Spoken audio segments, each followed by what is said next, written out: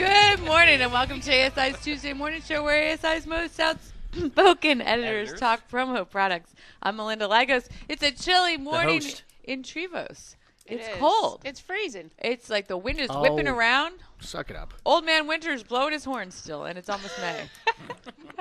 It's true. I know. Kathy Houston's here. Kathy Houston you're embarking on a very exciting adventure with Advantages.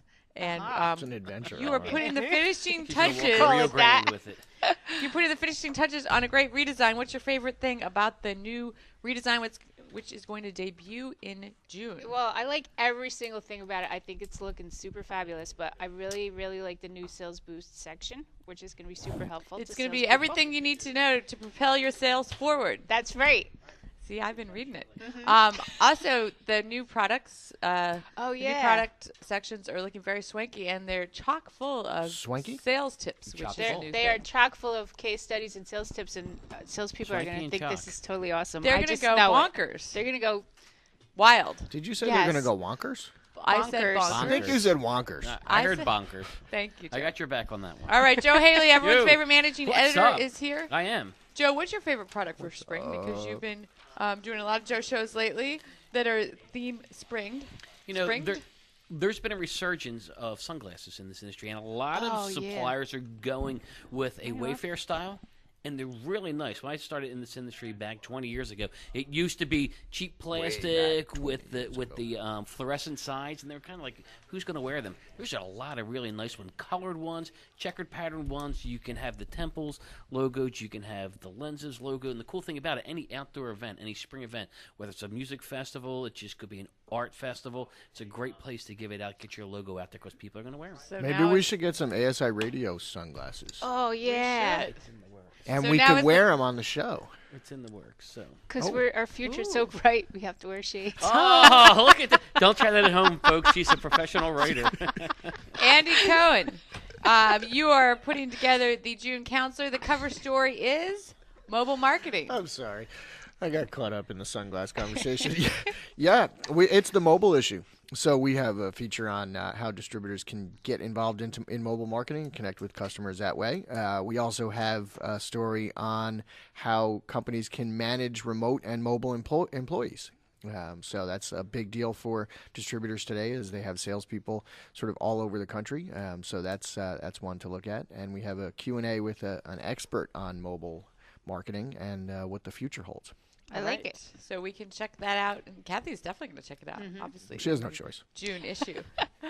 All right. We have a big show for you today. Today's call-in topic is how to overcome low-cost competitors. If you have any questions or comments on that topic, call us at 215-953-4979. If we put you on the air today, Joe, what will we give you? We're going to give you that fabulous radio show prize pack, the $25 Visa gift card, the finger puppets, the hand fans, and, of course, some logo drinkware from our friends at ETS.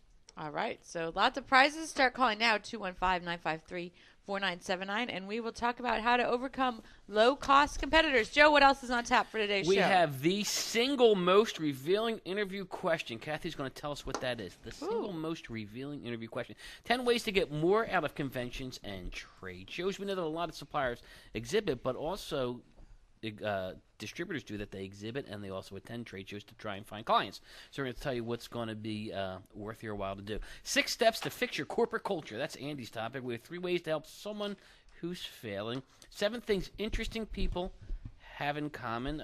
We've got. It's funny. It says that Michelle's going to present she's not this calling topic, in from but China. She's in China, so. We say China in China. She's not doing that one. Okay. All right. We're going to say Joe is doing that one. We have a bunch of other things on our plate here, but let's start this whole thing out with the industry news in 60 seconds. Andy. All right, thanks, Joe. We begin this morning with supplier acquisition news. Top 40 firm Primeline has acquired the product line of fellow supplier Points of Light. The deal is effective immediately and has Prime taking over all aspects of Points of Light product line. This is the 3rd acquisition this year for Prime after the company purchased Source Abroad and Get It Global in January. Product news now. 2 of the largest cities in the U.S. have introduced measures in the past week to limit single-use plastic bags. New York introduced legislation that would make retailers charge customers 10 cents for every paper or plastic bag that they carry out of their stores. And Chicago this week is set to vote on a bill that would ban single-use plastic bags from the city's chain retail stores. Check out Promogram today for more details. Some sad news to report now. Jerry O'Boyle, the founder of supplier firm Journal Books, passed away over the weekend. He was 81. And Dick Dunphy, the founder of New York distributor Dick Dunphy Advertising Specialties, passed away on Friday. He was 92 and had spent more than 60 years in the industry. Safety news now. A federal appeals court ruled last week that a manufacturer whose product was linked to the death of an infant can be named publicly and ordered the firm to make details of the case public. The ruling stands as a precedent-setting measure for the CPSIA's saferproducts.gov website. And finally, make sure to check out the latest episode of The Joe Show and Program today. Joe, what is hot for today? We have the newest innovation in divot repair tools.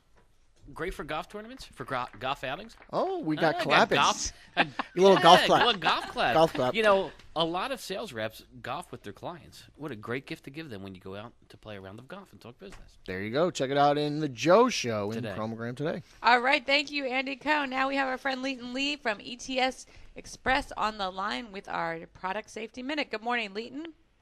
Good morning, everyone. I hope everybody's doing well, and you're not freezing too much in Trevose this We're morning. fine.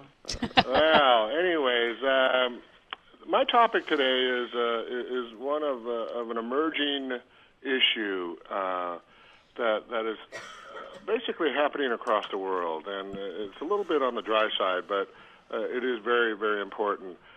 Flame retardants. A lot of items in our world, in the promo world, in consumer products, they're treated with flame retardants. They're chemicals that are sprayed on or soaked into the material. This morning I want to talk a little bit about polyurethane foam. A lot of our items that are stuffed and have soft, cushiony type materials inside have polyurethane foam in them. Polyurethane foam is typically very, very flammable, and when it catches fire, it emits a lot of noxious, toxic gases. You'll find polyurethane foam in car interiors, in furniture at home, things that children use that are soft and squishy and plushy. So manufacturers tend to treat that foam with three different types of flame retardants. I'm not going to go into the chemical names, but they all have initials: TDCPP, TCEP, and PBDE. Now, some of these are already banned in Europe. There is a new piece of legislation in Canada that banned TCEP last week in children's products. The reason why I'm calling this out today is that it's very important because for Cal Prop 65, they're banned in California as well, New York, North Carolina, and Maryland. So you don't want to get busted by having items that are treated with flame retardants. For you suppliers and distributors who are listening this morning, make sure that your factories and your suppliers are not providing you with items that have been treated with any of these four chemicals, because it could cause a violation and cause health concerns to folks that are exposed to the retardants. So that is this wonky, bonkers, and I can't remember all the other terms that you've already used this morning. But anyways, have a great week, and we'll talk next week. All right. Thanks very much. That was Leighton Lee from ETS Express with our Product Safety Minute. We're going to take your calls now at 215-953-4979. Today's call in question: how can I compete against low-priced competitors? And on line 5, we have Liz. Good morning, Liz. Good morning, everyone. Liz, what's your question today? I've heard from some of my clients recently that they made purchases online instead of through my company, and they said they knew what they wanted and the prices were lower on the websites that they found. But I just want to know what I can do to win these clients back. All right. Any ideas, guys? You know, I would say, let them know what you offer, the value add to working with you. On a website, a lot of times you go in and they're buying a commodity product. It might be a mug where they can go put a logo up there, purchase the mugs, and have it sent along. But you offer a lot more with the marketing services that you can help them with packaging, with delivery, with coming up with a complete campaign that's just not the coffee mugs. So, let them know that while they can buy the things lower there, you bring more to the table. Certainly, I would agree with that. I would also say that the approach you kind of have in this setup here is sort of more reactive than proactive. You'd be significantly better off if you had closer relationships with those clients, where then you knew what promotions or campaigns were coming up. You knew their kind of calendar of events. Obviously, they knew in advance what they were looking for, whether it was 1,000 pens or 500 mugs, and they went online to find them, where they're certainly going to get lower prices. You can't fight with that. It's going to happen. They're going to have lower prices. Their overhead is different. Their business model is simply different. So they're going to offer lower prices than you can or than you will. But the key is to have better relationships with your clients, so you know what's coming up. And then that's not necessarily leading them away from you, but it's keeping them kind of in your stable, essentially. So you can suggest new ideas, you can suggest new products for events that they have coming up. If you don't know the types of campaigns that they're planning on running and you're not involved in their planning, then they might just go out and search online and try to look for ideas on their own, and that's where they're going to come across lower prices and then be tempted to maybe go with those. So I would just suggest to try to solidify those relationships as much as possible. And the other thing that you bring to the table is peace of mind. Buying from a website, you don't know who the manufacturing. Yeah, you have a relationship. You know who the manufacturers are, so you know the product that you're not going to sell them something that's cheap and going to fall apart. You buy online if you don't know that it's an unknown commodity and stuff, so you bring peace of mind, because they could waste money, and and a lot of times we hear those stories like, oh, I did this, I bought it and it was cheap, I'm coming back. Yeah, sometimes that's true. Sometimes there is a kind of get what you pay for type of situation. But that being said, there's a lot of vendors that are online and offering low prices who do great work and and can fulfill orders very well. But they don't know anything about their customers for the most part. They don't know what their history is. They don't necessarily know what their future is, which is really what's more important. What they're planning on doing as their campaigns come down the line this year. Well, that's good advice. Good luck, Liz. Thanks very much for calling. Stay on the line for your prize pack. Do you think, on this topic, do you think that enough distributors let people know about the services they could provide in terms of upfront ideas, even product selection? I mean, like you said, if they've already decided on a product and bought, it's too late. But, maybe they're going online to find a cheap mug, but that's really not the best product for their client. Right. And obviously that's where a distributor can add a lot of I think many distributors live in the present. They're kind of forced to live from sale. Yeah, well, your whole job is fulfilling orders. That's a lot of what your job is, and it's not often spent on idea generation with clients, and that's where you can keep clients away from going to other vendors and other sources of what will probably be lower cost. So some time should be spent on kind of cultivating those relationships. I think that's what you're getting at. I am, and our distributors have so many resources and so much expertise, that they can provide to help that a client probably isn't even aware of. That's true. I mean, if you look at, I've been talking to some folks at Staples who are using the ASI ad impression study lately. There's so much information there that can help you choose the right products for your clients. I mean, if your client is going, doing a campaign and they said, oh, it's mainly young males and we're going to pick calendars. Well, if you're familiar with the ad impression study, you would know that calendars are a great product for older women.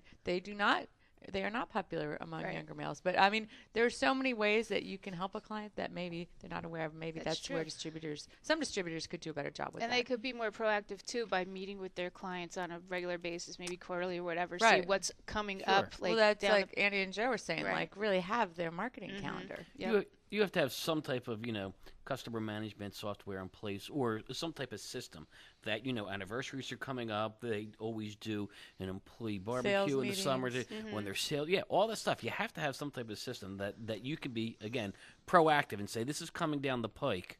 Here are some ideas. Yeah, and not just even what they've done in the past, but also stuff that you've been working on with other clients, maybe who are in their niche too. You could say, hey, did you ever think about doing a golf tournament or a barbecue or whatever? Right. But to do that, you have to cultivate the right kind of relationship with the client. You've got to ask the right questions and not just say, hey, can I sell you something? And some clients are just going to buy those $100 from you, once a year, and someone's got to fulfill those orders. So, if that's a relationship you have, and they're going to come to you, that's fine. As long as they know, though, what else you can provide. Exactly.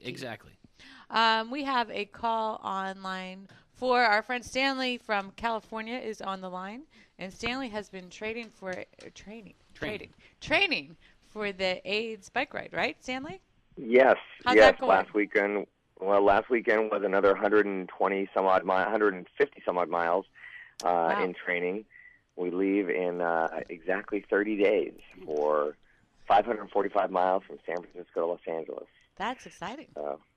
Last year we raised $14.4 million, and this year we're hoping to raise more, and the money goes to people who are living with HIV and AIDS to help find a cure and research and services and social services and testing and just education. Well, that's a lot great. Of good stuff. That's a great cause. Yeah. So what's on your mind today, Stanley? Well, thinking of Leeton, we have a sign in our office at TSTCIKHTHYS. That stands for, we have a sign that says, the secret to creativity is knowing how to hide your sources.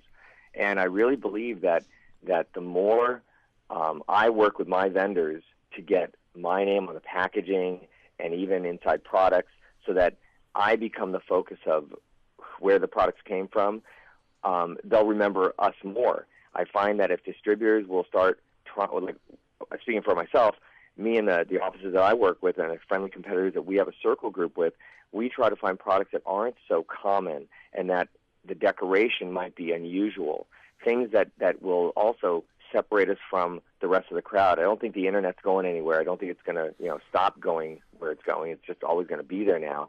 But it's amazing how if you just ask your vendors, hey, will you do this for me so that it shows off me more and I'll give you reorders? Can you work with me here? Can we do more virtual samples? Can we do more custom layouts and offer packaging so that, again, we start separating ourselves out from the Internet? I think these are all good things that we can do to make our industry stronger, take it back, And I just had yesterday a client called me because he ordered some stuff off the Internet. And typically what you get on the Internet is straight line copy, no artistic expression, maybe not even your logo theme, and he had to send it all back. So I think, was it Andy who just said, or was it Joe who said, you really got to stay on top of your clients and really be a proactive, 3 months ahead of time, what's going on, 6 months ahead of time, looking at their calendar on their Internet sites. Andy's pointing to himself, so he's going to take credit for that idea. I think you're right. Those are some great ideas. And again, I think someone else here said it too, ways to position yourself in terms of packaging and, Joe's pointing to himself, so I guess he said that comment. Anyway, we agree, Andy. Stanley, thank you for your call, and have a great day. Good luck with your training.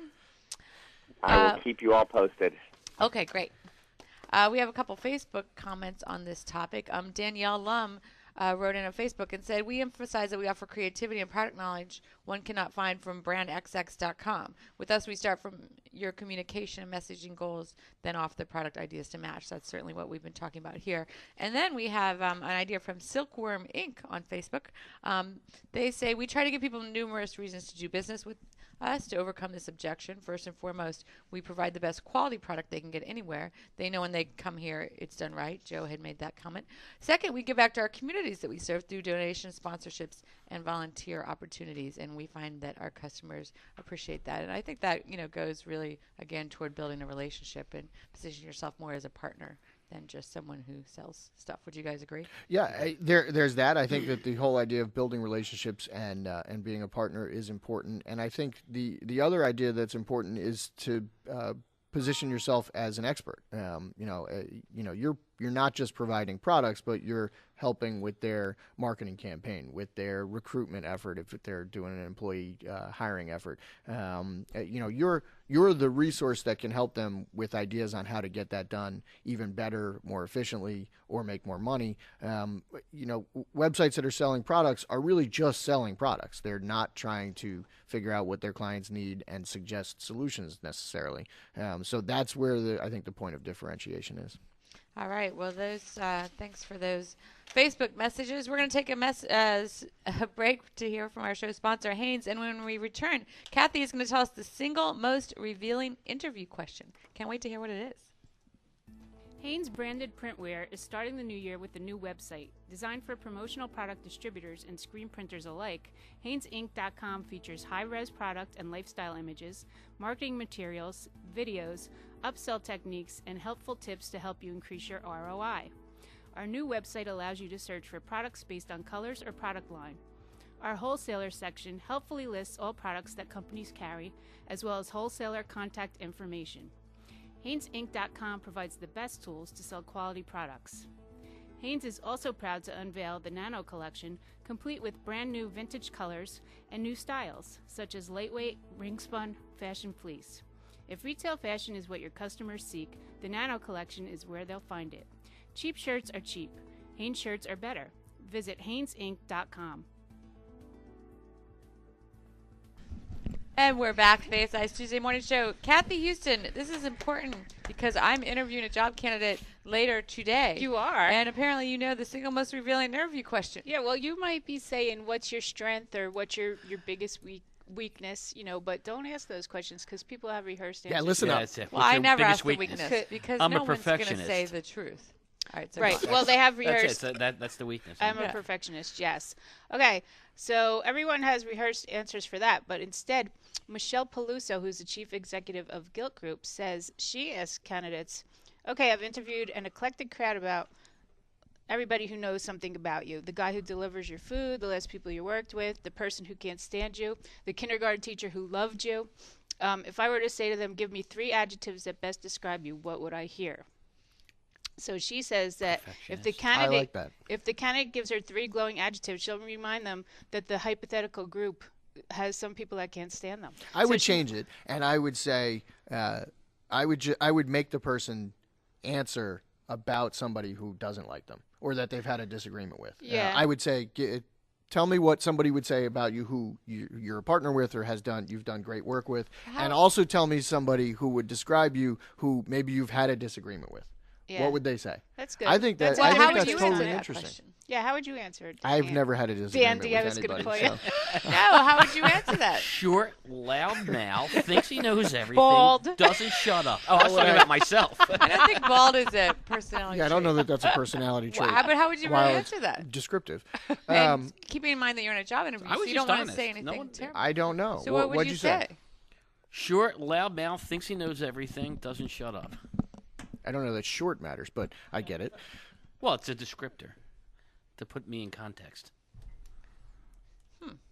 Anyway, I can those are see good that. questions because they do. Well, you're someone right. who They doesn't do like you. reveal, I mean, they how dig people don't like deeper. you. I do Yeah. ask the question. I'll say, "Tell me how your coworkers would describe you," but that doesn't get to the negative. Right. That does get to some. No, it gets to some interesting answers because some people will take it as a personality. They'll say, "Oh, I'm funny," or "I'm," and some people will take it and just say their skills. So. Right. What would coworkers say about you? I'm lots of fun. I'm a fun gal. And someone who doesn't like you, what would they say about you? Well, 3 words they would. how Michelle they would describe- sometimes finds both Kathy and my positivity annoying. So does I Joe. would say that. Joe calls me Pollyanna. Like, yeah. And I think that's actually a good interview response because it's, not some people would think that's a Sometimes positive. my positivity Some people just would think being grates on positive people's is positive. nerves. Well, she does. It's like, oh, he killed 3 people, but he's so cute. I love him. Like, really? You murdered someone, Kathy. Anyway, Aw. obviously this has brought about a lot of So debate. you So this use is a that very in your good. arsenal today. I'm going to. Yeah. I will. And I also am Put going to that invite quiver them. in your. I'm going to invite them to play foosball and see their the arrow reaction. quiver. Oh, that's a good idea. Yeah. What No. time? If they balk, they- they're out. Really? Yeah. And are you going to ask them about American Idol or The Voice? What if No, they? we What if they tried beat that you in as Team person? Yeah. What if they Jerk. whoop you? I would give them. That would be okay. But Yeah. yeah, I'm okay with that. Yeah. I'm positive, remember? That's right. All right. It's actually kind of a good test. No. Would you, is the person playing for Well- real, playing for keeps, or are I they could tell sort you of if they're holding a little back? fish. Yeah. You No, know. I like someone If they who's start talking competitive trash too. and embrace. Yeah, right. How you like me now? No, I, see, Hire me now. I would like that. I mean, as long as it's not too ridiculous. No, that would They be. start I'm sorry. swearing at me. That Why would did be Melinda kind of hire that ridiculous. Wouldn't that be kind of ridiculous? They scored a goal and was like in your face. Yeah. Biatch. Yeah, what do you think now? I there, don't know. I Blondie? might think that was funny. All right. Joe. Yes. A lot of our distributors and suppliers attend trade shows Yes. all the time. So you have some quick tips on how to get the most out of conventions and trade shows. Sure, there's 10 of those, and these are great for distributors who want to exhibit, because a lot of times they can exhibit at these trade shows. They should be doing that. Exactly. Yeah. So, what do Yeah, you do? Andy. Well, this is a great list of things. Plan ahead. Just don't go to every trade show that comes to the local convention center. You need to plan ahead. You need to see what's going to work best for your business. Do you want to try to start to, niche? Do you want to sell to this market specifically? We'll find out where those, conventions are. Be frugal but smart. Okay, and again, if you want to exhibit there, it might be better to first go and attend that. Walk around as an attendee, see who's there, see if your competition's there, see what type of products and services are being offered to the attendees. And they also, offer tips like you don't have to get a hotel room. You can actually do one of those, Airbnbs where you find apartments. Aren't blah, they blah, in trouble now? Who? Airbnb? I don't know, but there's a lot of other organizations like that. They're a crazy valuation. Yeah. Their financial valuation, huge. Know what you're looking for, which is important. A lot of people don't plan when they come to trade shows, and Melinda always asks that question when we do the trade show openers. What's your game plan today? Do you just walk every aisle? Is there specific suppliers you want to see, or are you working for a specific client? Even us as editors, when we go to shows, we have a game plan too. What we need to accomplish. So you need to plan ahead. Just don't show up and walk around. Also, be social, and by be social, say take part in the network events. That's a big thing. Michelle's a top-notch networker, and she's Top not. notch. She usually says that she's top-notch, and I'm pointing to She's where networking She's right pointing now. to an empty chair. an empty chair, and empty in my soul right now. Anyway, no, be social. Get out there and network, and not just at the networking events. You got to, if you're staying at the show hotel, in the lobby bar, and the lobby. There's Oh, areas you'll where always you're going find to Joe run at the lobby bar. You will. talking to Kathy. And what's wrong with that? No, but it's an opportunity to socialize with people and network with peers and friendly competitors. So there's some great ideas on. There's 10 tips I just gave you for. You'll find them online at asicentral.com/radio. All right. So we have just enough time in the show for the editors to talk about their favorite quick one products of the today. week. Andy Cohn, we're going to start with you today. Oh, all right. Well, hold on. I'm here. So it is allergy season here in the Northeast, right? Yeah. Duh, Sneezing no up a kidding, storm. Andy. I And- tell I you, live I next get to hit you. by these pollen allergies like nobody's business. And you know what? I learned yesterday that Andy has these sneezing fits. Joe will say "bless you" after the first two, and then That's it. he's And then done for the day. He Well, then said suppress that no, to me. then he starts cursing at me. So there's that. Well, So it's just an attention getter. Oh, look at me. I have allergies. My eyes are watery. It's a cry Wow. for attention, Andy. my favorite product of the week, thus, is branded tissue boxes. You can check them out online right now at asicentral.com/radio. These are very cool, and they're available from Points of Light, which is ASI 78825. All right, Kathy Houston, favorite product. Well, you know that April is National Stress Release Month, and it's almost over, but come on, we're stressed out all the time, right? So I know we've Yes. presented this before, but Crazy Aaron's Putty World has Thinking Putty, which is kind of like, putty for adults, and it's great for brainstorming sessions and stress relief, and it also comes in desk-friendly metal tins, and it bounces, and they have glow-in-the-dark versions, and they now have magnetic versions, Wow. which is pretty cool. That is very Yeah, cool. and their ASI number is 47056. All right, Joe Haley, what do you have? You're holding on something Yeah, that says "Get us some." Yeah, I have a set No, of. it says even something more personal. I than that. say. Lovely day I- for a Guinness. Guinness? Guinness? For None a of us can talk Guinness at the end of the with show. Haleys. Yes, there we go. So this is Wow. a set of glass coasters. Now you can have every coaster have the same logo, or they can each have their own different logo. They got little rubber feet on them. It's a great employee appreciation gift. It's a great for bar and restaurant promotion. It's also good for beverage companies. It doesn't just have to be alcohol, because you don't want to ring on your coffee table, Andy, from your Coke Or your coffee. or your coffee. So So- these are great idea. They come in sets of 4. You can find them from Pinnacle Designs, ASI 78140. Find them all online at www.pinnacledesigns.com. All right, you can check out all these products at asicentral.com/radio. We are out of time today, aren't having we? a good one Thanks today. everyone for listening. Thanks to today's show sponsor, Haynes, and tune in next week when Michelle Bell will be back from China and will regale us with her. The regaling. With- The regaling will begin. Have a great week, everyone. Stay warm if you're in Trevose.